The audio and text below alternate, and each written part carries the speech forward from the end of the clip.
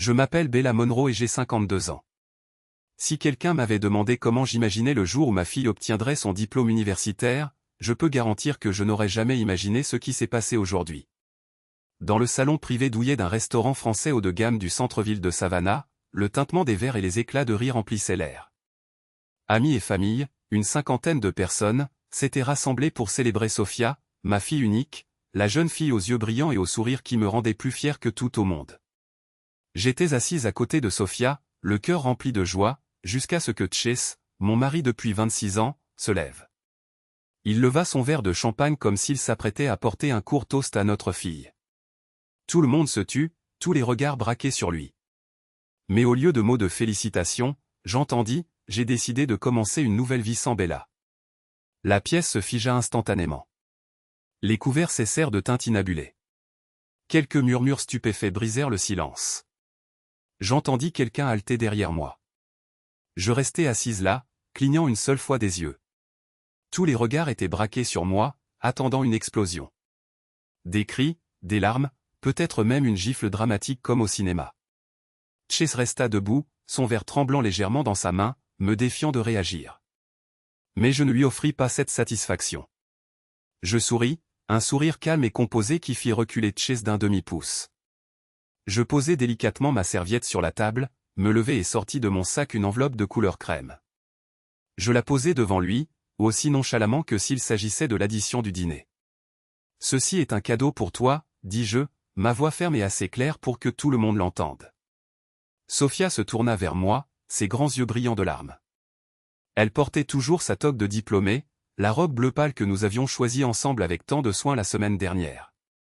Semblant maintenant déplacé au milieu de cette atmosphère pesante, je me penchai, l'embrassai sur le front et lui chuchotai, « Je suis fier de toi.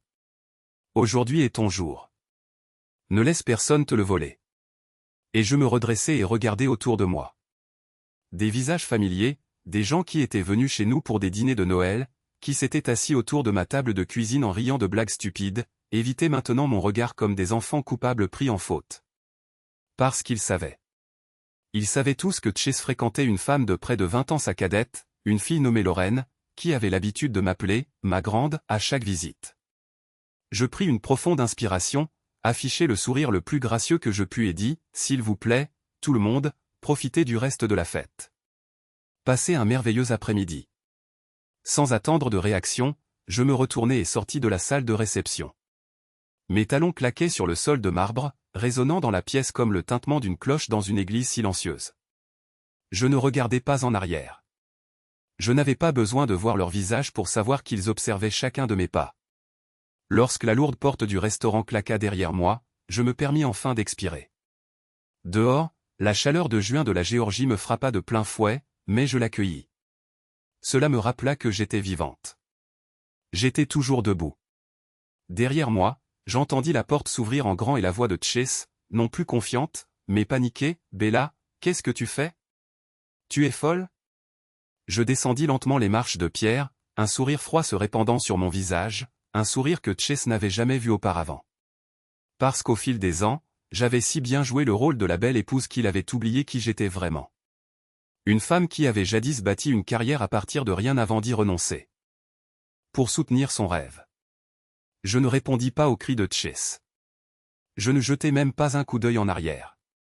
Je serrai simplement mon sac à main, sentant la deuxième enveloppe à l'intérieur, une copie des papiers du divorce et les preuves que j'avais si méticuleusement recueillies. Je me souvenais encore de ce jour d'hiver glacial où tout en moi avait basculé. C'était un soir de janvier, alors que je passais en revue les factures de fin d'année de la famille. Chase n'était pas rentré à la maison, encore une fois, avec l'excuse habituelle de rencontrer des clients à Hilton Head. J'ouvris le relevé bancaire, prévoyant de le parcourir rapidement avant le dîner, mais alors une petite dépense inconnue attira mon attention. Une bijouterie à Atlanta.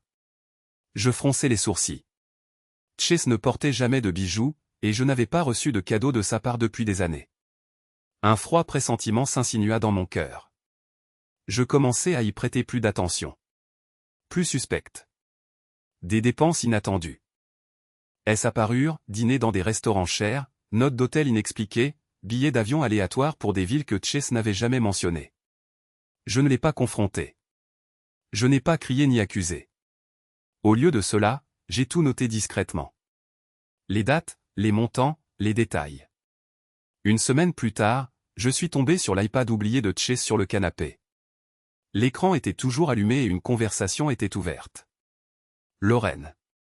Son nom brillait en haut, accompagné d'un flot de messages promettant une nouvelle vie, une maison en bord de mer et des nuits passées seuls ensemble. J'ai refermé l'iPad, les mains tremblantes. Mais mon esprit était plus clair que jamais. Si Chase pensait que je partirais sans faire de bruit, il s'était trompé de femme. Cette nuit-là, quand Chase est rentré, je l'ai accueilli avec mon sourire habituel, lui ai versé un verre de vin et j'ai fait semblant que rien n'avait changé. Mais au fond de moi, ma décision était prise. Le lendemain, j'ai rencontré Charlotte Reynolds, une avocate spécialisée dans les divorces que je connaissais d'un séminaire financier d'il y a quelques années. Charlotte était vive, pragmatique et totalement discrète. Exactement ce dont j'avais besoin. Dans son bureau ensoleillé, j'ai tout exposé. Les finances, les messages, le comportement de Chase et mes intuitions. Charlotte n'a presque pas eu besoin d'entendre la moitié de l'histoire avant d'acquiescer. La première chose, dit-elle, est de vérifier le contrat de mariage. J'en ai sorti une copie du coffre-fort de la maison. C'était un document sur lequel Chase avait insisté avant notre mariage, à l'époque où j'avais plus d'actifs que lui. Je me souvenais du goût amer dans ma bouche quand je l'avais signé, mais je n'avais jamais imaginé que plus de 2 décennies plus tard, ce même papier deviendrait mon bouclier. Clause 14. Si l'une des parties était reconnue coupable d'adultère pendant le mariage, l'autre partie conserverait la majorité des biens matrimoniaux, y compris la maison, les comptes de retraite et les placements. À partir de ce moment-là, chaque nuit après que Chase partait pour ses réunions, je passais des heures à examiner les factures, les transactions bancaires et les emails, sauvegardant tout sur un disque dur privé. J'ai engagé un détective privé, Jason, un ami d'enfance de mes frères, pour suivre Chase si nécessaire. Il n'a pas fallu longtemps à Jason pour me livrer des photos de Chase et Lorraine se tenant la main dans un complexe balnéaire où ils s'étaient enregistrés sous de faux noms. J'étais prudente, méthodique, traitant chaque mouvement comme une partie d'échec. Je ne voulais pas simplement quitter Chase. Je voulais qu'il se sente impuissant, qu'il goûte à la trahison qu'il m'avait si désinvolte infligée au cours de l'année écoulée. J'ai rassemblé suffisamment de preuves en 3 mois.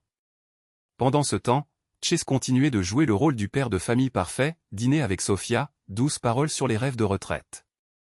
Il n'avait aucune idée que chaque mensonge, chaque regard détourné ne faisait que renforcer ma détermination. Pour m'assurer que tout était irréprochable, Charlotte m'a conseillé d'attendre après la remise de diplôme de Sophia. D'une part, je ne voulais pas gâcher le grand jour de ma fille. D'autre part, je savais que Chase choisirait ce moment pour agir car il se souciait plus des apparences que de la réalité. J'ai préparé l'enveloppe couleur crème remplie des documents soigneusement rédigés par Charlotte, la demande de divorce, les preuves d'infidélité et une liste détaillée des biens à partager conformément au contrat de mariage. Je l'ai glissé dans mon sac à main ce matin. J'étais prête. Tout ce qu'il fallait, c'est que Chase franchisse la ligne rouge, et il ne m'a pas déçu. Le son des pas de Chase courant derrière moi, sa voix paniquée appelant mon nom, ne fit que renforcer ma détermination. À chaque pas, je laissais derrière moi des années de loyauté aveugle, marchant vers un avenir où je ne serais plus enchaîné par la trahison et les promesses vides. Le bruit des chaussures de Chase martelait urgemment le trottoir alors qu'il me poursuivait. Mais je ne ralentis pas. Dans mes oreilles, j'entendais sa voix se briser, furieuse et paniquée à chaque mot. « Ah, tu ne peux pas faire ça. Parle-moi. » Je m'arrêtai au coin, sous l'enseigne d'un petit fleuriste, et je me retournai. Chase s'approcha en courant, serrant l'enveloppe que j'avais laissée sur la table de banquet comme si c'était la seule chose qui pouvait le sauver. « Qu'est-ce que c'est que ça ?» rugit Chase en agitant l'enveloppe.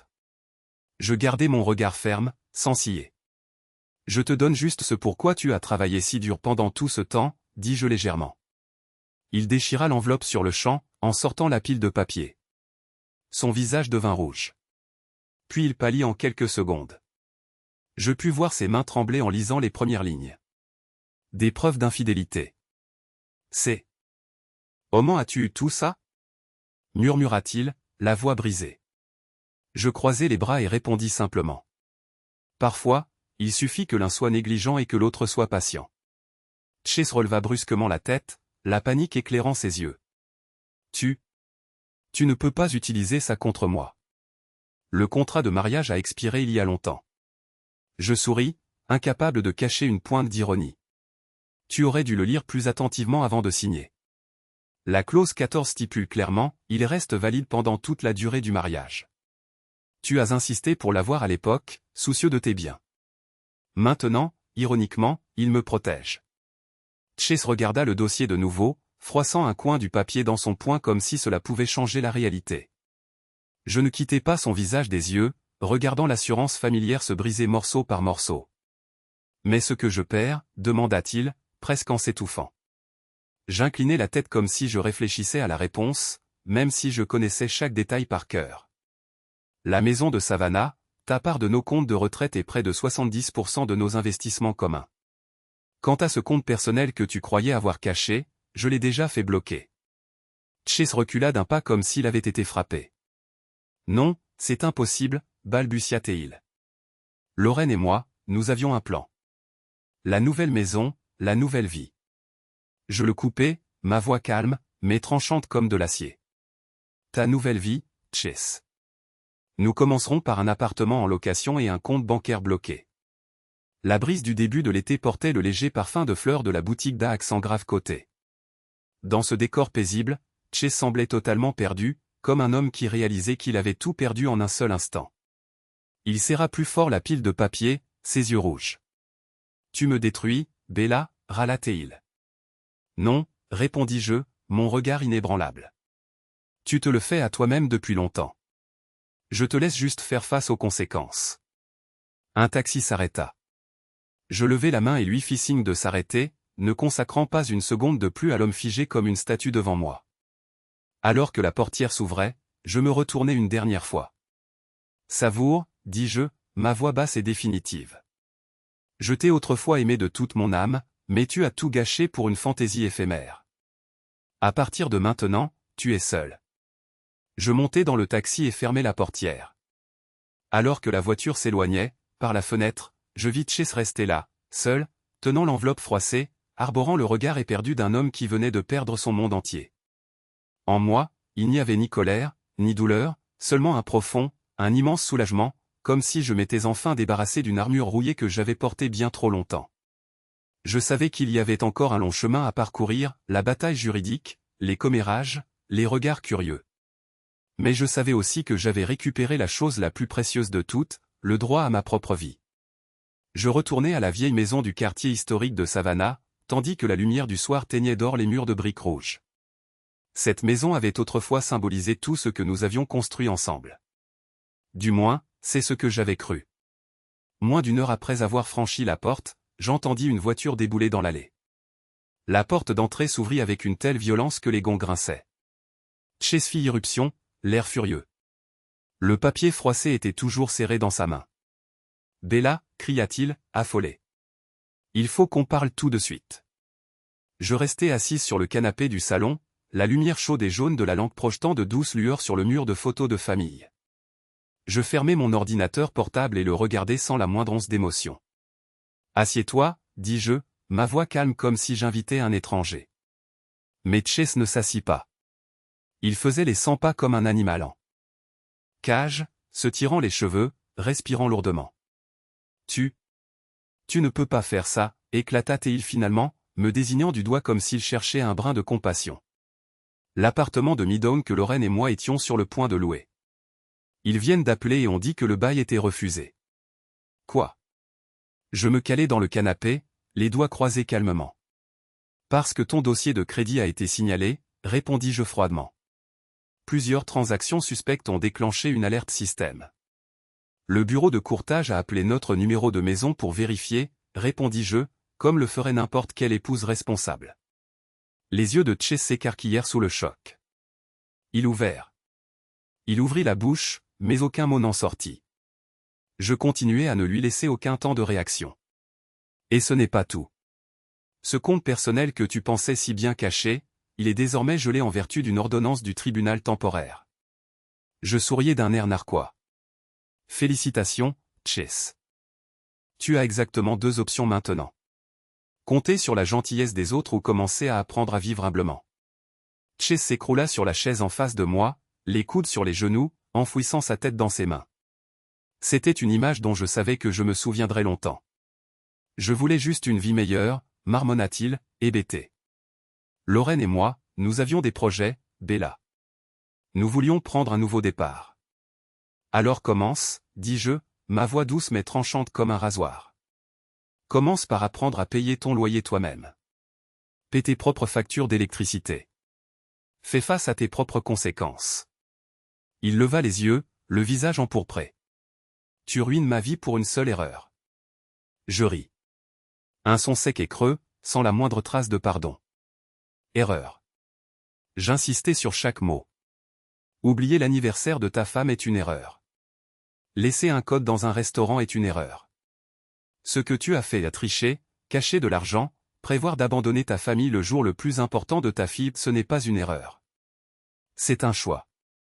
Il me fixa, comprenant enfin que ses excuses habituelles ne trouveraient aucune clémence ici. J'ai besoin d'argent, dit-il comme si énoncer l'évidence pouvait arranger quoi que ce soit. Je croisa les bras, m'adossant en arrière. Pourtant, tu avais un compte secret. Tu avais Lorraine. Tu avais des projets, mais tu ne m'as plus moi, et tu n'as plus Sophia. Entendre le nom de Sophia fit tressaillir Chase comme s'il avait reçu un coup de poing dans la poitrine. Est-ce qu'elle sait, demanda-t-il, la voix brisée. Pas encore, dis-je. Mais bientôt. Et quand elle saura, ce sera à toi d'expliquer pourquoi son jour de remise de diplôme s'est transformé en désastre. Chase resta figé comme si le poids total de ses erreurs l'avait finalement écrasé. Je me levai, ramassai mes clés sur la table. Je te donne 2 jours pour faire tes affaires, dis-je, ma voix ferme et définitive. Après ça, les serrures seront changées. Tu devras trouver un autre endroit pour commencer ta nouvelle vie. Je marchai vers la porte sans me retourner. En la refermant derrière moi, je le laissai seul avec rien d'autre qu'une respiration lourde et un silence froid qu'il ne savait plus comment combler. Je roulai directement chez Dina. La sœur de Chase, la seule de sa famille qui m'était restée loyale. Sa petite maison au bardeau bleu pâle se tenait tranquillement sous de gigantesques chênes juste en dehors du centre-ville. Quand j'arrivai, elle m'attendait déjà sur le porche, le visage tendu par l'inquiétude. « Tu vas bien ?» demanda Diana dès que je sortis de la voiture. « Mieux que tu ne penses » dis-je avec un étrange sourire. Diana me serra fort dans ses bras sans avoir besoin de demander quoi que ce soit d'autre. À ce moment-là, je savais que j'avais trouvé le bon endroit pour me ressaisir. Sophia me rejoindrait ici plus tard cette nuit-là après avoir fait la fête avec ses amis. Je lui avais envoyé un SMS, l'assurant que tout irait bien, qu'elle n'avait qu'à me faire confiance. Nous étions assises dans le salon, sirotant du thé à la menthe quand la sonnette retentit d'urgence, brisant le calme. Diana me lança un regard aiguisé, puis posa sa tasse et alla ouvrir. De lourds pas résonnèrent sur le parquet. Chase et Lorraine entrèrent. 2 tempêtes se déplaçant dans des directions opposées. Chase avait l'air anéanti, les yeux cernés, tandis que Lorraine, ses cheveux blonds soigneusement bouclés, sa robe coûteuse collant maladroitement, osait à peine lever la tête. Je restai assise, attendant. Bella, commença Chase, sa voix tendue d'une maîtrise forcée. Nous devons parler. Nous avons suffisamment parlé, répondis-je froidement. Lorraine s'agita nerveusement à côté de lui, ses yeux papillonnants. De toute évidence, elle ne s'attendait pas à ça. Chase se tourna vers Dina comme pour chercher un allié, mais elle croisa les bras. Et bloqua l'entrée du salon, refusant de les laisser avancer davantage. À cet instant précis, Sophia entra par la porte de derrière, toujours dans sa robe de diplôme bleu marine, ses talons au couvert de poussière. Voyant la scène devant elle, elle se figea, ses yeux flamboyants de fureur. « Qu'est-ce que tu fais ici, papa ?» demanda Sophia, sa voix plus acerbe que je ne l'avais jamais entendue. « Papa, je voulais juste tout expliquer. » Chase fit un pas en avant, mais Sophia leva la main pour l'arrêter. « Expliquer quoi ?» claqua-t-elle. « Expliquer pourquoi tu as transformé ma remise de diplôme. Jour en désastre, ou pourquoi tu as trahi maman et as essayé de t'approprier tout ce que tu pouvais. » Chase se figea, ses lèvres pressées en une ligne dure. Lorraine lui toucha le bras comme pour le retenir, mais il secoua la tête. « J'ai fait des erreurs » étouffa Chase, la voix tremblante. « Mais je suis toujours ton père, Sophia. » Elle le regarda, les yeux remplis de déception. « N'utilise pas le mot père, pour excuser ce que tu as fait, dit Sophia. Si tu t'étais vraiment soucié de la famille, tu n'aurais pas choisi la trahison aujourd'hui, de tous les jours. L'atmosphère devint lourde. Chase se tourna vers Lorraine, cherchant son approbation. Mais Lorraine s'était déjà reculée, son regard passant de l'embarras au doute. Cet argent que Chase avait promis d'investir dans notre nouvel appartement, balbutia Lorraine. Tu as dit que c'était déjà transféré, mais je viens d'appeler la banque. Le compte est gelé, donc ce n'était que de vaines promesses. Chase se détourna, évitant son regard. Je restai assise, n'ayant plus besoin de mots. Lorraine regarda autour de la pièce, puis de nouveau Chase. La réalisation éclata sur son visage comme un miroir fissuré. « Qu'est-ce que tu me caches d'autre » demanda-t-elle, la voix brisée. Chase ne dit rien. Et dans ce silence, Lorraine comprit qu'elle avait misé son avenir sur une main perdante. « J'ai été tellement idiote » murmura Lorraine, la voix tremblante, avant de se retourner et de se précipiter hors de la porte sans attendre que Chase dise un mot de plus. La porte claqua, résonnant dans toute la maison. Sophia regarda Lorraine partir, puis se tourna de nouveau vers Chase, son expression pleine à la fois de tristesse et de déception. « Je ne sais pas si je pourrai un jour te pardonner, dit-elle, d'une voix basse et lasse. Mais pour l'instant, je veux juste que tu partes. » Chase ouvrit la bouche pour dire quelque chose, puis se contenta de hocher la tête. Il se dirigea lentement vers la porte, les épaules lourdes, comme un homme qui avait perdu tout ce qu'il tenait autrefois pour acquis. Quand la porte se referma, Diana posa une main sur mon épaule, la serrant doucement. Sophia vint s'asseoir à côté de moi, posant sa tête contre mon épaule comme elle le faisait quand elle était petite. Aucun de nous ne dit rien qui n'était pas nécessaire. Le silence n'était plus pesant.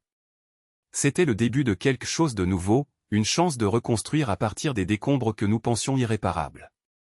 L'audience préliminaire était prévue un mercredi matin dans un petit palais de justice historique du comté de Chatham. Le ciel de la savane ce jour-là était lourd et gris avec des nuages bas, reflétant l'humeur sombre de ceux qui s'apprêtaient à s'engager dans une bataille juridique acharnée.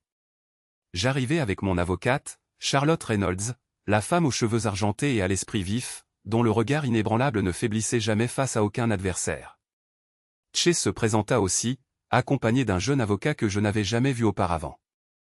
Un jeune homme qui semblait tout juste sorti de la faculté de droit, serrant maladroitement une épaisse pile de dossiers. Charlotte me jeta un coup d'œil rapide, sa bouche s'incurvant en un léger sourire en coin. « Ne t'inquiète pas, » murmura-t-elle. « Ce n'est pas un adversaire de taille. » Nous prîmes place à la table des plaignants tandis que Chase était assis en face de nous, ne ressemblant en rien à l'homme confiant qui était entré dans ma vie il y a 26 ans.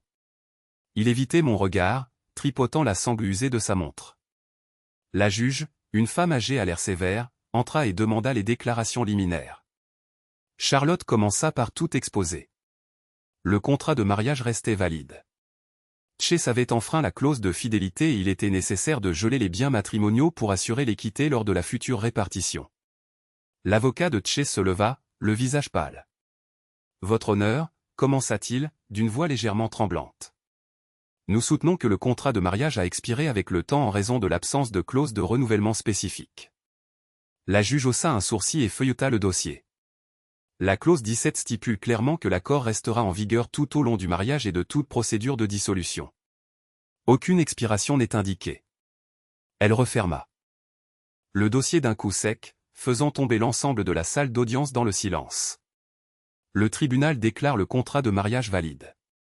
La plaignante a fourni des preuves suffisantes d'une grave violation de la fidélité. Les biens matrimoniaux resteront gelés tout au long de l'affaire, déclara-t-elle fermement. Je jetai un coup d'œil à Chase. Il s'affala sur son siège, l'air complètement vidé.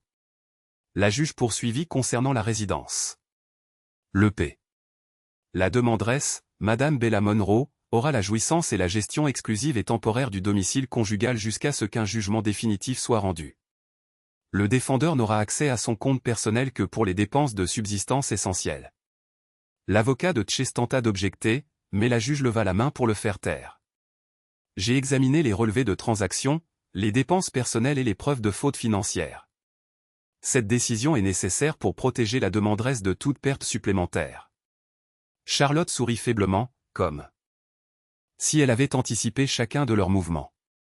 Après l'annonce des décisions provisoires, la juge ajourna l'audience. Le procès officiel aurait lieu dans les 60 jours. Je me levai, rangeant mes papiers avec soin, tandis que Chase restait figé sur son siège. En sortant de la salle d'audience, j'entendis ses pas hésitants me suivre dans le couloir vide. « Bella, s'il te plaît » parvint-il enfin à dire d'une voix rauque. Nous nous sommes aimés autrefois. Je me retournai, rencontrant les yeux qui m'avaient autrefois convaincu que rien ne pourrait jamais nous séparer. Maintenant, il n'était rempli que de regrets. Je t'ai aimé, Chase, mais je m'aime aussi. Et cet amour ne me permet pas de pardonner la trahison, dis-je, ma voix calme, exempte de colère ou d'amertume. Chase me regarda fixement, sa bouche bougeant comme s'il cherchait des mots, mais aucun ne vint. Il baissa simplement la tête, ses épaules s'affaissant sous le poids de ses propres mauvais choix. Je me détournai, marchant dans le couloir avec une étrange sensation de paix. Dehors, une pluie fine tombait sur les rues pavées, comme pour emporter les vestiges d'une vie à laquelle je n'appartenais plus. La nouvelle de notre divorce se répandit dans notre cercle social comme une traînée de poudre. En quelques semaines, les murmures et les ragots lors des rassemblements se transformèrent en une vérité incontestable. Chase Monroe, autrefois si fier de son succès, n'était plus qu'une ombre creuse de lui-même. Peu de temps après l'audience, j'appris que Lorraine avait quitté Chase. Elle fit ses valises et quitta l'appartement temporaire que Chase avait eu du mal à conserver sous la contrainte financière. Une amie commune me raconta plus tard qu'un soir dans un bar, Lorraine avait marmonné « Je n'ai pas signé pour aimer un homme fauché ». La petite entreprise que Chase avait prétendu transformer en empire s'effondra rapidement. Sans compétences financières et sans personne pour le soutenir, de mauvais investissements épuisèrent le peu qui lui restait. En l'espace de 3 mois, son bureau affichait un panneau « à louer » et le site web de l'entreprise était en maintenance. Les amis qui trinquaient autrefois avec lui à chaque événement disparurent. Fini les parties de golf, fini les galas de charité. Quelques connaissances me contactèrent prudemment, mais je déclinai poliment. Je n'avais pas besoin d'eux, et ils n'avaient jamais vraiment eu besoin de moi. Tandis que Chase se débattait dans les décombres de ses propres agissements, je reconstruisais ma vie en silence. En commençant par les plus petites choses, je m'inscrivis à un cours de conseil financier pour femmes dans une université locale, rafraîchissant mes compétences et retrouvant mon rythme professionnel. Je louai un petit bureau dans un bâtiment historique du centre-ville de Savannah. Ses grandes fenêtres donnaient sur un parc ensoleillé. Sur la fenêtre, je plaçais une simple enseigne, Bella Monroe, transition financière. J'avais choisi ce nom parce que je savais exactement ce que je voulais, aider les femmes à traverser les changements majeurs de leur vie. Divorce, veuvage, perte d'emploi, changement de carrière. J'avais autrefois souhaité que quelqu'un me tienne la main durant mes jours les plus sombres. Maintenant, je voulais être cette personne pour les autres. Ma première cliente fut une femme d'âge mûr qui venait de perdre son mari après 30 ans de mariage. Elle s'assit en face de moi, serrant un mouchoir, sa voix tremblante alors qu'elle avouait sa peur de perdre le contrôle financier. « Je ne sais même pas par où commencer », murmura-t-elle. Je souris doucement, posant ma main sur le dossier devant moi. « Nous commencerons là où vous êtes, » dis-je. « Un pas à la fois, et vous n'aurez pas à le faire seul. » Le bouche-à-oreille fonctionna rapidement. Une cliente en amena une autre. Avocat spécialisé dans le divorce, thérapeute, même des personnes qui ne me connaissaient que par les ragots commencèrent à me référer des clients. En 6 mois, j'embauchai une assistante, puis un associé. Un jour, alors que je classais des papiers dans mon bureau, je tombai sur une vieille photo. Moi, Chase et Sophia, debout devant notre maison durant notre premier été là-bas. Je la fixai longtemps. Il n'y avait ni colère, ni regret, juste une étrange paisible. En paix. La vie n'était plus la même, et moi non plus. Je n'étais plus la femme attendant anxieusement son mari. Plus la femme qui avait oublié ses propres rêves juste pour les apparences. En fin d'après-midi, alors que les rues pavées baignaient dans la lueur rose du soleil couchant, Sophia est passée au bureau. Elle venait de commencer son nouveau travail à Charleston, mais rentrait souvent les week-ends pour nous rendre visite. « Je suis si fière de toi, maman », dit Sophia en me serrant fort dans ses bras. J'ai souri, sentant un bonheur tranquille s'installer au plus profond de moi. Un bonheur aussi solide et durable que les VIP. Air qui bordait les rues où j'avais retrouvé mon chemin. Chase avait choisi son chemin, et moi le mien. Le procès de divorce final eut lieu par un frais matin de début d'automne. Je suis entré dans la salle d'audience avec Charlotte, vêtue d'une simple robe gris clair et me sentant plus en paix que jamais. Tout l'été, je m'étais préparé à ce moment. Non seulement pour gagner, mais pour clore ce chapitre avec chaque once de fierté qui me restait. De l'autre côté de la salle d'audience, Chase était assis avec un nouvel avocat, cette fois un homme plus âgé, plus expérimenté. Mais Chase lui-même semblait complètement épuisé. Son costume semblait flotter sur sa silhouette désormais beaucoup plus mince. La juge, la même qui avait présidé l'audience préliminaire, entra dans la salle d'audience, ses yeux perçants balayant la pièce avant de commencer. L'affaire de Madame Bella Monroe contre Monsieur Charles Monroe, annonça-t-elle d'un ton sec. Charlotte se leva et présenta toutes les preuves.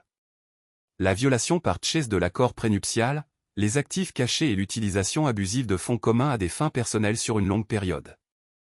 Registre de transactions, messages, photographies, tout était méticuleusement organisé, ne laissant aucune place à la contestation.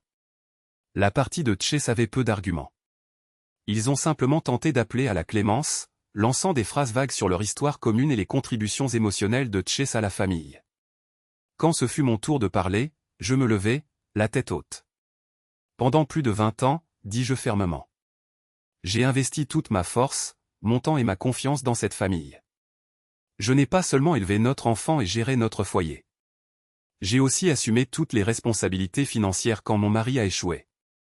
Ce que je demande aujourd'hui n'est pas une vengeance. Je réclame ce que j'ai bâti et ce que je mérite légitimement. La salle tomba silencieuse après mes mots. Même Chase n'avait plus d'arguments. Il se contenta de fixer le sol, les poings serrés comme s'il essayait de contenir quelque chose à l'intérieur. Enfin, après 3/10 d'heure, la juge rendit son verdict.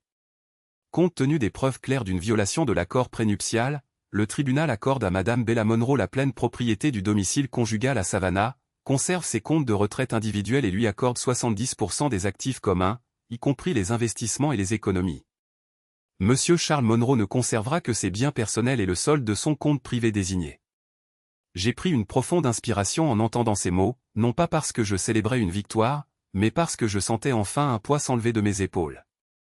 Chase resta immobile, comme figé sur place. Je le regardai une dernière fois, ne ressentant aucune haine, seulement du regret pour un homme qui avait tout perdu à cause de ses propres mauvais choix.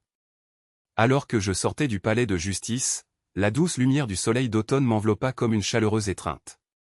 Charlotte me tapota légèrement le dos. « Félicitations, Bella, dit-elle, un sourire fugace au coin des lèvres. Tu n'as pas seulement gagné des biens, tu as reconquis ton avenir. » J'ai simplement hoché la tête. À cet instant, j'ai compris que la vie n'est pas toujours juste. Mais si l'on défend fermement sa valeur, il viendra un jour où la justice sourira. Ce jour-là, je ne suis pas rentré immédiatement. Je suis allé directement à mon bureau. Le petit espace que j'avais loué et cultivé pendant tous ces mois difficiles. À l'intérieur, le bureau était bien organisé, et l'enseigne Bella Monroe Transition Financière brillait au soleil, un rappel silencieux. J'étais ressuscité de mes cendres et j'avais bâti un nouveau monde de mes propres mains. Chase a presque tout perdu dans le divorce, mais la plus grande perte n'était pas l'argent ou les biens. C'était la confiance, le respect de la famille et des amis, et surtout de sa propre fille. Quant à moi, je n'avais pas seulement reconquis. Je me suis retrouvée plus forte, plus libre, et je ne me définissais plus par personne d'autre. Je regardais par la grande fenêtre, observant les feuilles d'automne tourbillonner dans la brise comme une danse gracieuse. Un vieux chapitre s'était enfin refermé. Environ un mois après l'audience finale, un après-midi, alors que je terminais des documents au bureau, le téléphone a sonné. L'identification de l'appelant m'a fait marquer une pause. Chase. J'ai laissé sonner encore quelques fois avant de décrocher. Allô. Sa voix était rauque et fatiguée. Je sais que tu ne veux probablement pas entendre parler de moi, mais s'il te plaît, accorde-moi juste une minute. Je me suis adossé à ma chaise, me sentant étrangement vide à l'intérieur. Vas-y, dis-je sèchement. Il y eut une longue pause, comme s'il cherchait les bons mots. J'ai tout gâché, dit-il finalement, sa voix lourde. Je t'ai perdu, j'ai perdu notre fille, j'ai perdu mon propre respect de moi-même. Il ne me reste plus que des regrets. J'ai fermé les yeux un instant. Une partie de moi avait désiré entendre ses excuses, mais maintenant que je les entendais, je ne ressentais que du soulagement. Plus de douleur, plus de colère, juste un sentiment d'apaisement. Je sais, répondis-je calmement. Chase hésita, puis ajouta, je ne demande pas pardon. Je veux juste savoir s'il reste une chance pour nous. Je vais changer. Je vais tout recommencer. J'ai ouvert les yeux et regardé la rue, baignée de la teinte dorée du coucher de soleil. Et je connaissais ma réponse. Non, Chase, dis-je, ma voix douce mais ferme. Cette porte s'est fermée il y a longtemps. Je ne suis plus là à attendre de l'ouvrir. Chase resta silencieux pendant un long moment. J'entendais son effondrement dans sa respiration lourde. Tu mérites mieux, dit-il finalement, et pour la première fois, je crus qu'il le pensait vraiment. J'ai raccroché, ne sentant aucune onde dans mon cœur. La vieille histoire était vraiment terminée. Ma vie est entrée dans un nouveau chapitre que je n'avais même pas osé imaginer. Mon petit bureau a rapidement prospéré, me forçant à louer un espace plus grand en seulement 8 mois. Les clients continuaient d'affluer. Des femmes que la vie avait mises à terre étaient maintenant assises en face de moi, l'espoir dans les yeux. Je ne les aidais pas seulement à gérer leur argent. J'écoutais leurs histoires, les guidant pour planifier un avenir qu'elles croyaient autrefois perdu. Je suis devenu leur main stable, le genre de main que j'avais autrefois souhaité pendant mes propres jours les plus sombres. Sophia, ma fille, appelait régulièrement de Charleston. Elle venait d'être promue à la tête de l'équipe de communication de son entreprise, et à chaque appel, j'entendais la fierté incommensurable dans sa voix. « Tu es mon modèle, maman », avait murmuré Sophia un soir alors que nous étions assises sur le porche en sirotant du thé. « Non pas parce que tu as survécu à tout, mais parce que tu as transformé ta perte en ta force. » Ces mots, plus que toute réussite financière, étaient la plus grande récompense que j'aurais jamais pu recevoir. Un week-end, je me suis offert un voyage à Asheville, dans les montagnes, où les feuilles d'automne peignaient les collines de rouge, d'or et d'orange éclatants. Debout sur le balcon d'un petit hébergement confortable, surplombant la vallée vibrante, j'ai senti mon cœur s'ouvrir largement et se sentir complètement en paix. J'avais cru autrefois que le bonheur signifiait de garder une famille intacte à tout prix. Mais maintenant, je comprenais que le vrai bonheur commence quand on se choisit soi-même, même si cela coûte tous les anciens rêves. Bella Monroe, qui vivait autrefois dans l'ombre d'un homme, était sortie de l'ombre, écrivant sa propre histoire sans avoir besoin de l'approbation de qui que ce soit. Je suis rentré, j'ai ouvert mon ordinateur portable et j'ai commencé à élaborer un plan pour un nouveau programme, une série d'ateliers gratuits sur la gestion financière après un divorce pour les femmes de la communauté, parce que je savais qu'il y avait des femmes qui avaient besoin d'aide. Une voix leur disant « Vous êtes plus forte que vous ne le pensez. » Et cette fois, je serai cette voix. L'histoire de Bella est un témoignage puissant de la force de la reconstruction après la trahison. De femme ayant tout sacrifié pour sa famille, elle s'est relevée après une trahison déchirante, reprenant sa vie avec persévérance, dignité et sagesse. Elle nous montre que la perte n'est pas la fin, mais le début d'un voyage plus libre et plus heureux. Que pensez-vous du parcours puissant de Bella? Choisiriez-vous de partir ou de pardonner dans sa situation? Partagez vos réflexions dans les commentaires ci-dessous. Et n'oubliez pas de suivre la chaîne pour plus d'histoires inspirantes sur la famille.